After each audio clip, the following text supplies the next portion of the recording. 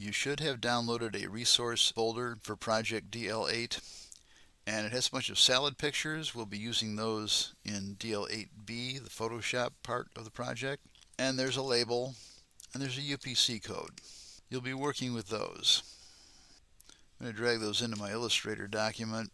A word about the UPC code first. You have to include the UPC code. It doesn't have to be full size. However, the nature of UPC codes is that they should not be scaled. However, they could be cropped. For this to work, I need to embed this so it becomes vectors within the document. It has a frame here. I'm going to actually use my direct select tool, drag across the corner of that, and delete that. So this is my UPC code.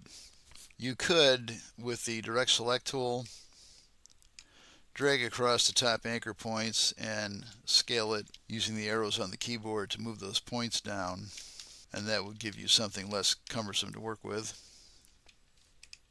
Or you could drag a new frame or a rectangular object and then make that a clipping mask. What you shouldn't do is scale it, because in the real world UPC codes are generated at the size they are to be used, and they should not be scaled after that. So if they need a big one, they make a big one. If they need a small one, they make a small one. Why is that a restriction here? I want you to understand what the restrictions are when you're actually designing something like this.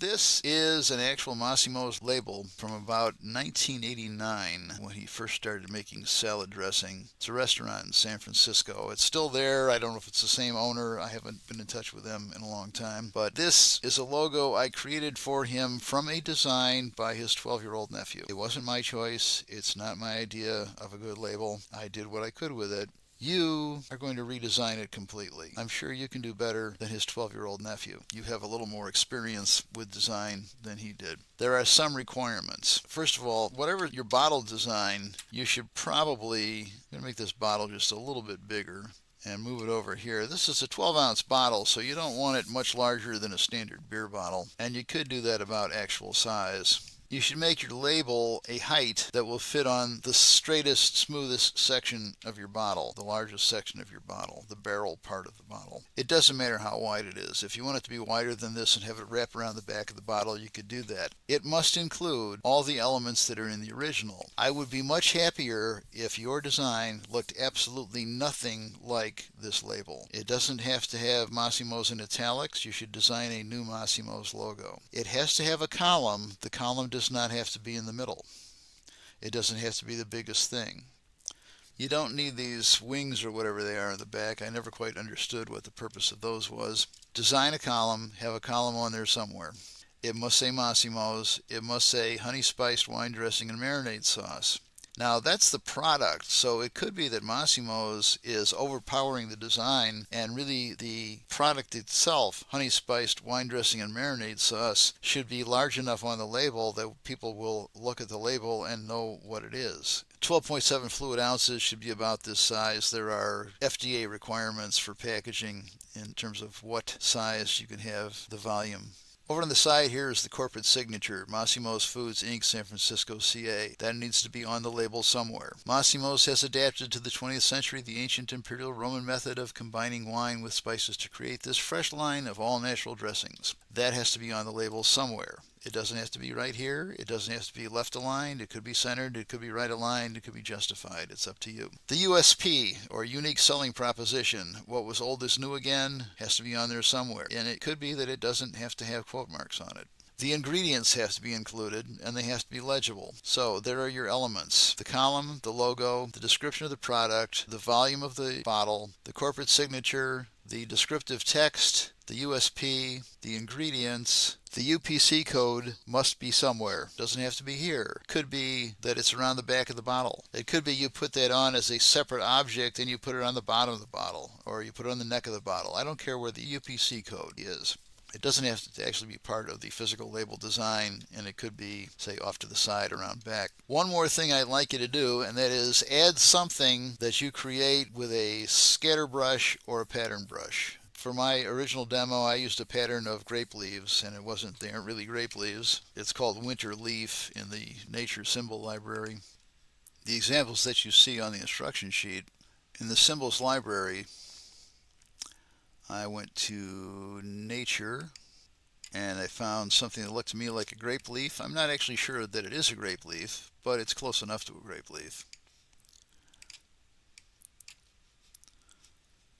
Because after all, we're dealing with grapes. We're also dealing with honey. You might consider that it's a honey spiced wine dressing. And then I added some grapes. Let's see, what color's a grape? I think these grapes are going to be this color. So here's some little grapes. And I just took a few grapes and stuck a few grapes in. Randomly placed them around my, that one's a little strange, around my leaf here. Sure. Then I dragged that to the brush palette and said I want this to be a scatter brush or a pattern brush, whichever you want to do. And I gave it some random spacing and some random sizing, some random scatter, and some random rotation.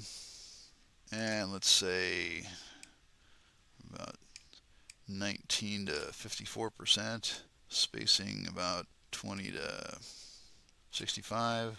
Scatter, I don't want to scatter too far, but maybe minus 10 to plus 15. Let's try that. Rotation, let's say minus 90 to plus 90. And I take that scatter brush and somewhere on my label draw something. So you take a paintbrush and there's a scatter.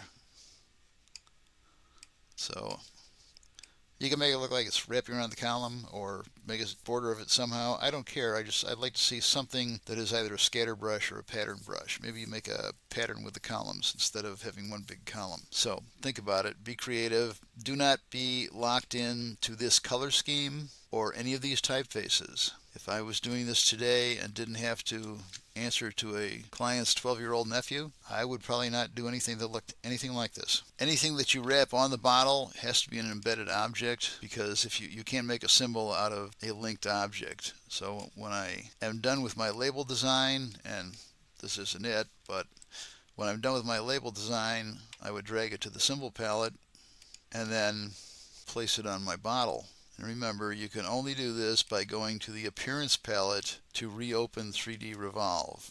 Map Art, make sure you're on the outside surface. I happen to know there's an ink splatter on the outside surface, or a vector grime, so I know this is it. Find my label here and place it on there. And that looks about right. If you want to change any of your lighting, you can always reopen this. Again, reopen it only from the Appearance palette. You're going to need 2 of these.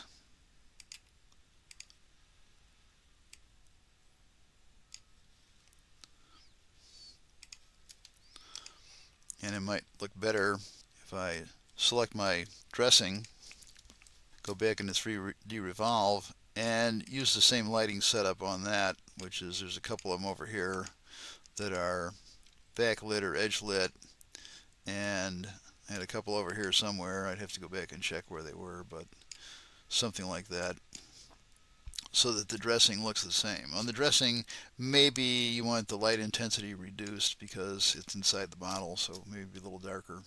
You'll notice that on this bottle, when I showed it to you in the earlier presentation, it looked a lot more transparent, and that's because I had exported it as a JPEG. What we do with this later, it won't be a JPEG, but what we do with this later and bring it into Photoshop, it will become much more transparent in Photoshop. So you may not want it as transparent as you think it should be in Illustrator, because it will become much lighter when you put it into a Photoshop document. Whatever logo you design, I want to see that by itself. I want to see the bottle on the side, and then I want to see the label by itself. So label, bottle, and logo.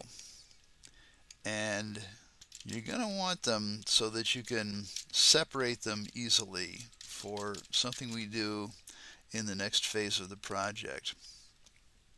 Save that as an Illustrator file, and for a critique discussion, export it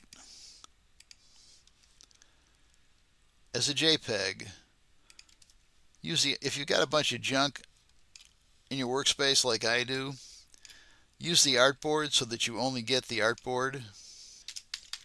Export as your last name, DL8A, JPEG.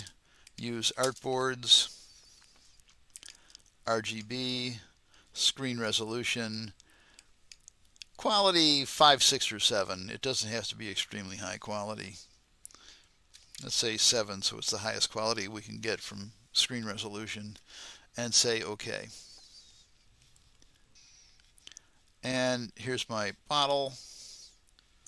So you can see that the transparency is much greater in the JPEG than you would expect by looking at your Illustrator file. Once you do this, you may want to go back to your Illustrator file. This is more like how it's going to appear when we use it in Photoshop. So it won't be a JPEG, but it still will have that greater transparency. So you may want to go back to your bottle and change the opacity of the fill. And remember, you use the opacity of the fill, not this opacity down here. If you change this one, your label is transparent. That has to remain at 100%, the opacity of the fill only. And I'm going to go up to about like 50% on 55% on this and see how that works. And you can see it looks like it's hardly transparent at all now. But when I file export